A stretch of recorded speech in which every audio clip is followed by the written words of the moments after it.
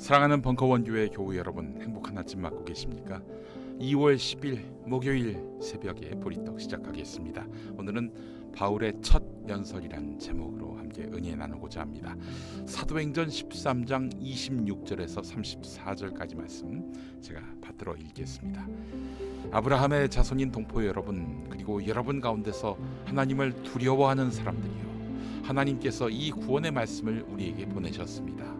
그런데 예루살렘에 사는 사람들과 그들의 지도자들이 이 예수를 알지 못하고 안식일마다 읽는 예언자들의 말도 깨닫지 못해서 그를 정죄함으로써 예언자의 말을 그대로 이루었습니다.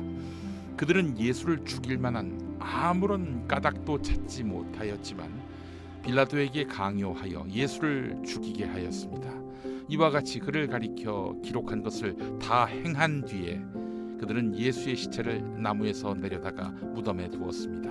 그러나 하나님께서 예수를 죽은 사람 가운데서 살리셨습니다. 그래서 예수는 자기와 함께 갈릴리에서 예루살렘으로 올라간 사람들에게 여러 날 동안 나타나 보이셨습니다. 이 사람들은 지금 백성에게 예수의 증인입니다. 우리는 하나님께서 조상들에게 하신 그 약속을 여러분에게 기쁜 소식으로 전합니다. 하나님께서 예수를 일으키셔서 조상들의 후손인 우리에게 그 약속을 이루어 주셨습니다. 시편 2째 편에 기록된 바, 너는 내 아들이다. 오늘 내가 너를 낳았다 한 것과 같습니다. 하나님께서 그를 죽은 사람들 가운데서 살리시고 다시는 썩지 않게 하셨는데 이렇게 미리 말씀하셨습니다. 다윗에게 약속한 거룩하고 확실한 복을 내가 너희에게 주겠다. 아멘. 여러분, 스데반 집사 잘 아시죠? 비유대인이었습니다. 유대인들에게는 이방인으로 불렸던 존재였지요. 그 비유대인이었던 스데반 집사, 나중에 예수님을 알게 됩니다. 성령 체험을 했고요. 구원의 확신이 분명했습니다. 그럼 그는 어떻게 됐습니까? 나중에 순교를 당했지요. 당시 예루살렘 교회는 존립하기가 매우 힘들었습니다. 유대교로부터 이단 취급받았고요. 또 로마 제국은 이스라엘 독립운동의 본거지가 될 수 있다 하면서 이 교회를 계속 의심했습니다.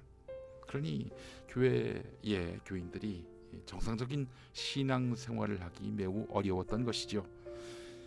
그러다가 스데반의 순교 사건이 터지면서 예루살렘 교회 교인들은 흩어졌습니다. 만약 계속 뭉쳐 있었다면 제2, 제3의 스데반이 나오지 않겠습니까? 이렇게 흩어지게 된 것은 어떻게 보면 전화위복이 됐습니다.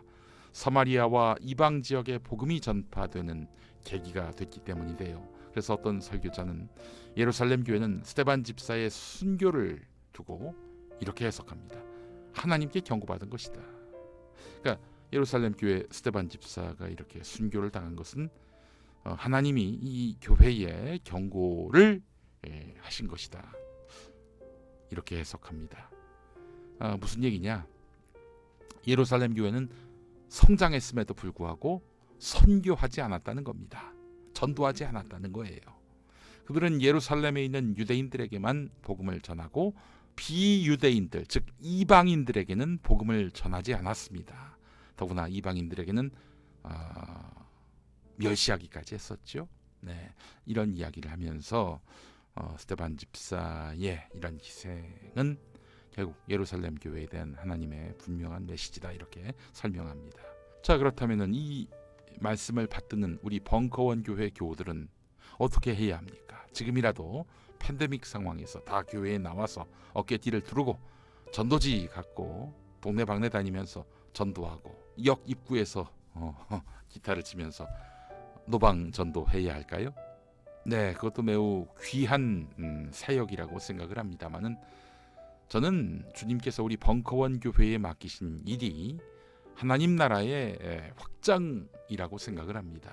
하나님 나라의 확장. 비기독교인을 기독교인으로 만드는 트랙의 사역도 있겠지만은 온 세상을 하나님의 정의와 평화, 생명의 터전으로 만들기 위해서 일하는 것에도 있다고 생각을 합니다.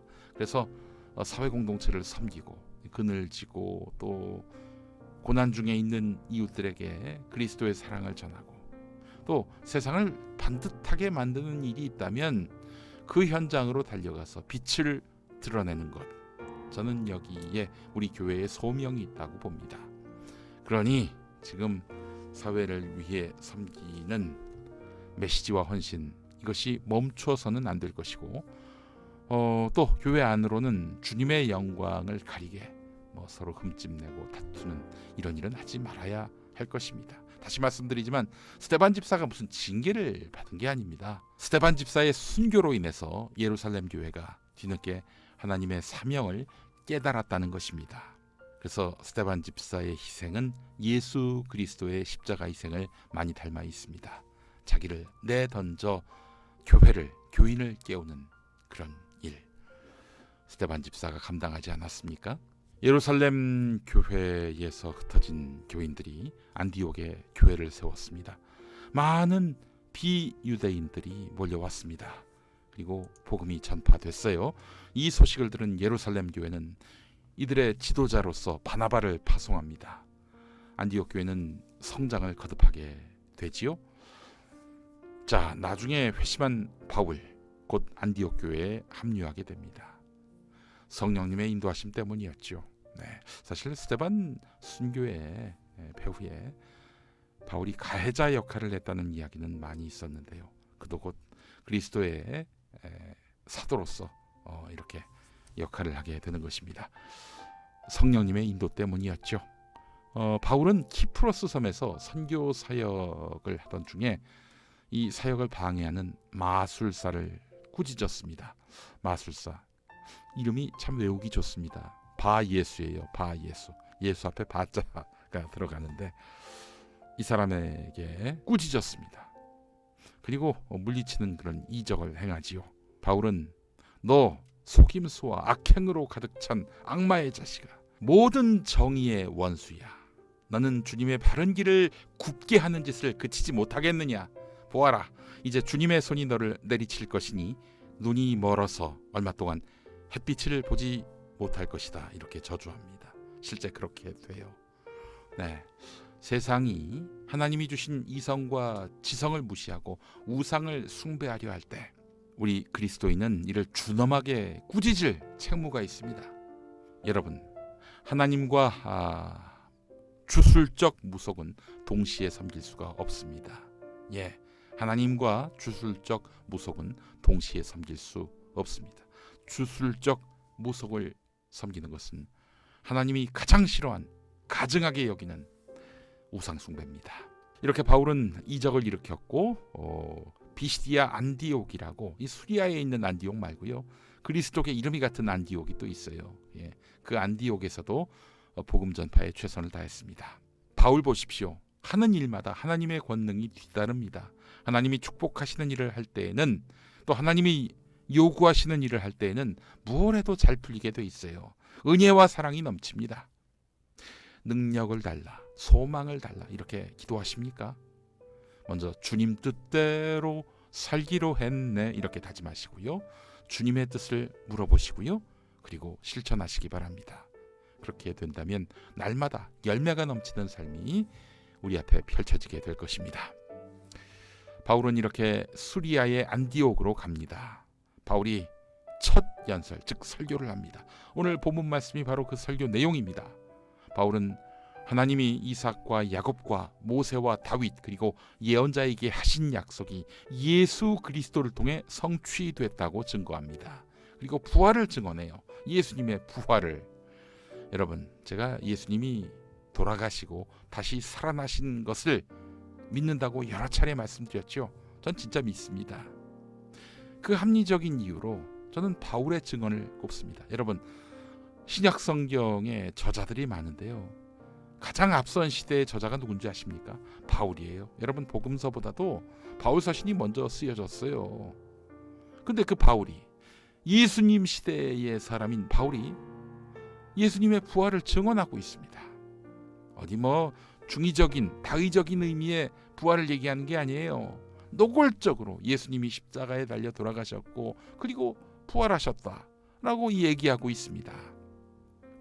게다가 그 후대에 복음서를 쓴 제자들도 예수님의 부활을 증언했습니다. 아니, 이쯤 됐으면은 이만한 확실한 증거가 어디 있습니까? 또 게다가 바울은 예수님을 다마스쿠스 가는 길에 만났던 사람입니다. 그리고 회심을 한 거 아닙니까? 바울은 살아계신 주님을 첫 연설의 첫 설교의 주제로 삼았습니다. 그렇다면 우리도 예수님의 부활을 우리 신앙의 가장 앞부분에 놓아야 하지 않겠습니까? 여러분, 부활의 증인된 삶을 살아보면 어떨까요? 모르는 사람에게 예수님 부활을 설득하라 이런 얘기가 아닙니다. 내 삶에서 부활신앙이 드러나자는 것입니다. 기독교의 핵심 진리로 예수 부활을 모르는 사람은 거의 없습니다. 다 알아요. 그러니 예수님 부활을 설득하라는 얘기가 아닙니다. 예수 부활을 오늘에 있어서 증거하는 것은 예수님을 믿는 사람들이 어떤 역경과 고난에서도 진리를 믿고 그 진리대로 행동할 때, 정의와 양심에 입각해서 살아갈 때 가능한 것입니다. 이게 바로 부활신앙인 거예요. 다른 사람들에게 예수 믿는 사람다운 인품과 양심을 보여주는 것입니다. 어려울 때 무너지지 않고 나를 지켜주시는 주님을 믿는 것입니다. 우리 그렇게 한번 살아보지 않으시겠습니까? 살아계신 주님을 믿고 그 믿음에 합당한 열매가 있는 삶을 살도록 함께 노력합시다. 기도하시겠습니다. 은혜 가운데 우리를 부르신 하나님, 무엇으로도 갚을 수 없는 하나님의 사랑을 덧입었으니 복음 전파와 이웃 섬김으로 또 사회정의 구현으로 은혜에 보답하는 삶을 살게 하옵소서. 이름 없이 빚도 없이 감사하며 섬기는 주의 종이 되게 하옵소서. 이 모든 말씀 우리 주 예수 그리스도의 이름으로 기도합니다. 아멘.